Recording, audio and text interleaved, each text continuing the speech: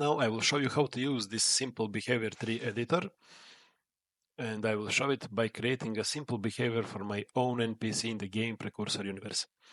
So first what I will do is I will create a sequence node as a root node because I want stuff to happen in a sequence. This is my thought. So first I will pick the target, the NPC will pick the target, and after that I will run another sequence. So this sequence will only return true if everything below it is true. So basically I check if the target that I have picked here is alive. So I use the node called task is target alive. Remember, all of these nodes here are already in my code.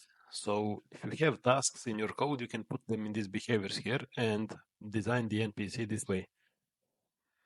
After that, I will create another selector because I want some stuff to happen constantly, like finding the waypoint around the target and occasionally moving around the target, because this game is about spaceships, so I want ships to run around, fly around, shoot, create a believable simulation of the space battle.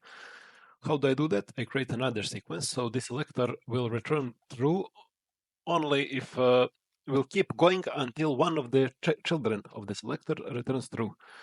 So this sequence node will check if the waypoint is selected.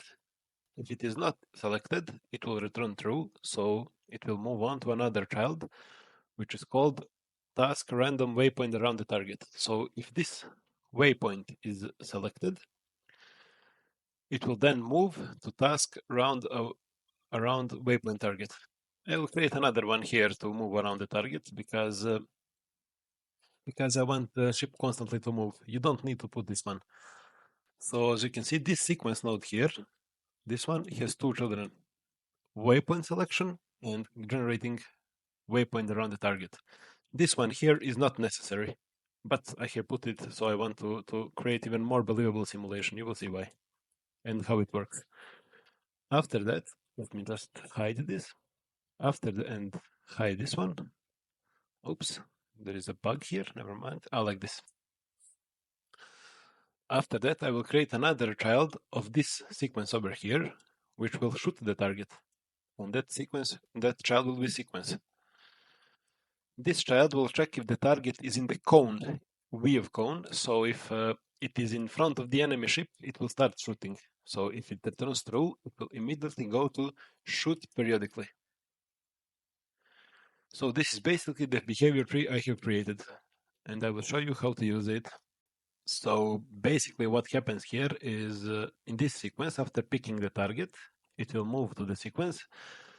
First, it checks if the target that we have picked is alive, as you can see here. Then it moves to this selector, which, as you remember, generates the waypoint around the target. When that returns true, it will move to this another sequence, which will start shooting the target only if the target is in the cone.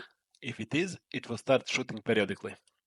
If it returns fail, if this one fails, this one here fails, and it goes back to the root, which will then again pick the target, and So basically that's that.